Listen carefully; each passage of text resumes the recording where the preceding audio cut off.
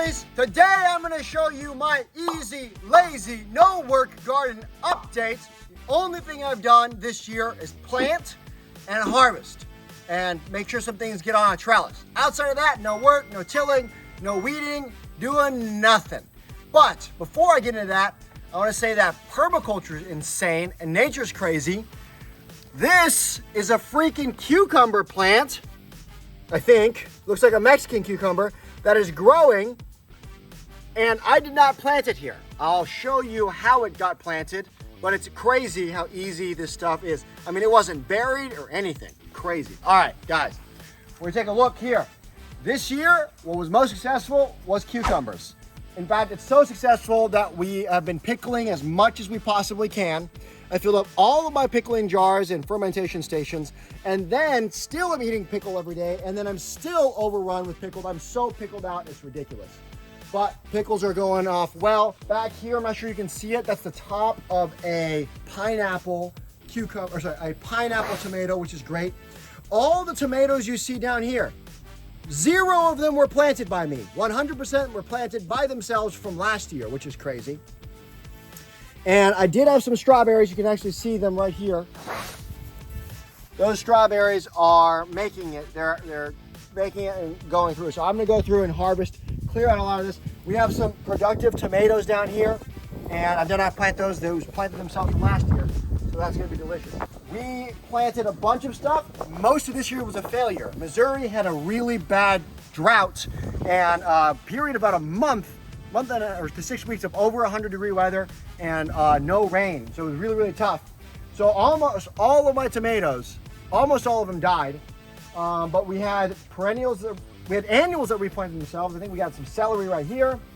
And then I just trellised everything up. Again, for those of you who have never seen a system like this, right? The reason that I did this trellis, it's very similar to a tunnel trellis where it comes from lean manufacturing principles. All the fruit, all the vegetables, the things that I care about, they're all hanging under, everything's growing above. There's a shade canopy layer, and I just adjusted my planting, right? So we can come here and I can harvest whatever I want. Now this is starting to yellow. I could either A, let it turn super yellow and harvest the seeds for next year, or B, I'm gonna feed it the dog. So if you turn around and look on the ground, we are so overrun with cucumbers this year that we're just feeding the rest of what we can't eat to our chickens and the dogs, which is how that cucumber plant planted itself, which is crazy. We got some great stuff here. Again, I didn't plant any of these. So we've got bee balm here, and we've got some indigo tomatoes that finally made it. I actually planted, you see how they're blue? I actually planted 4 indigo tomato plants. This is the only one that made it. We had some sweets from last year. I think this is bee balm again. We have chives, but check this out. This year I decided to grow red okra. I've never had red okra before. It seems really good. And you'll see that I'm not even keeping on top of that because look at this guy. This guy's too big to eat. For those of you who have never grown okra before, there's a reason why they are the size they are when you buy them at the store. The very first time I grew okra, I grew it like this big. I'm like, look how awesome I am. I can grow that. There's a reason why they're that small. If you want to save the seeds, grow them as large as you can. If you're going to eat them, pick them about the size you see them at the store. And here you are. We just have abundant fertility. Over here, we've got pink brandywine tomatoes. And overall, it's been a very, very low stress. Again, all of these tomatoes here, they just replanted themselves. Now, what I have been doing is chop and drop. So if I don't like this, so a lot of the tomatoes, this is actually regrowth. When the tomatoes grow and they bloom, I see what the fruit is. If it's a fruit that I like, I let it keep growing. If it's not a fruit I like, I will go and I'll chop and drop all the tomatoes. And look at this guy here. Look at this sneaky guy. We got nice microbial stuff. This does not bruise blue. So those of you that knows what that means that this is just a normal mushroom. Nothing fancy about that guy. But it's just growing here in our decomposing soil. Guys, tune in for the fall when we're gonna actually deconstruct this and prepare it for next year.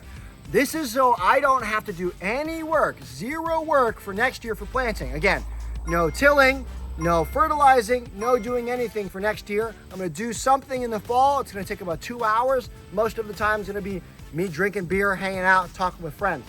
And we're gonna get this fertile. This will be year 4 of the garden next year. This is super exciting. Before we get started with anything, we're gonna show you where the real magic begins, which is the soil. So, this is called the Ruth Stout Method. And if you wanna know, that sexy old broad, she did an incredible job of teaching us a zero work way of doing things. I can't stress enough how awesome it is. So basically we took hay or straw and we mulched the ground. So the grass behind me, or all this garden, was just a lawn. It looked just like this grass does behind you. The lawn, step 1 is you take Amazon cardboard boxes and you put them all face down. This is year 1. If it's November, it's the perfect time to start. But basically, in November, we created a layer of however large we wanted our garden to be just boxes. Then we covered the rest with hay. The hay, we made it super deep, about shin height. And then we just forgot about it and we had a great Thanksgiving. A lot of beer was had. We had turkey on Thanksgiving. We had a great Christmas season. February came, it snowed, it did whatever. I didn't think about anything. I started my seeds inside, and come March, I did this. I moved this aside and I planted directly in. So 3 benefits of the Ruth Stout method is 1, you create a natural weed barrier. That weed barrier is going to suppress your weeds. The second thing it does is it is going to mulch your surface. So 1, weeds can't go through, but 2, it has not rained in several days, and under here is nice and moist and wet. Right? We're not down very far.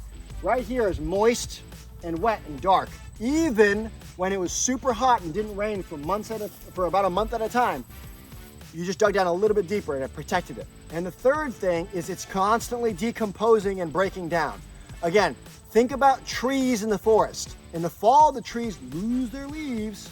The leaves land on the surface and they break down and decompose. Well, what do trees like and need? They need nutrients.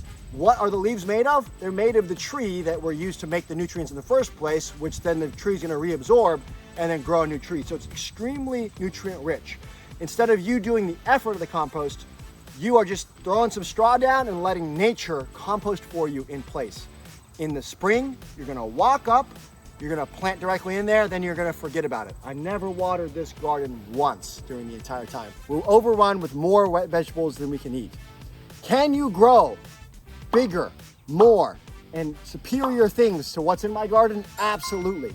How much effort are you gonna put into that? How much money are you gonna put into that?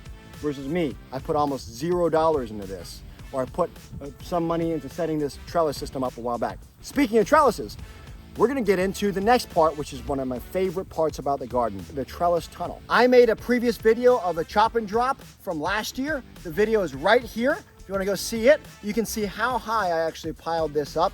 And guys, we're gonna do that again next year. Maybe we'll have some fun surprises along the way as we're doing our chop and drop. Boom, bam, ba da ba ba bam, boom, bam, ba da ba ba bam, boom, bam, ba da ba ba bam, boom, ba da.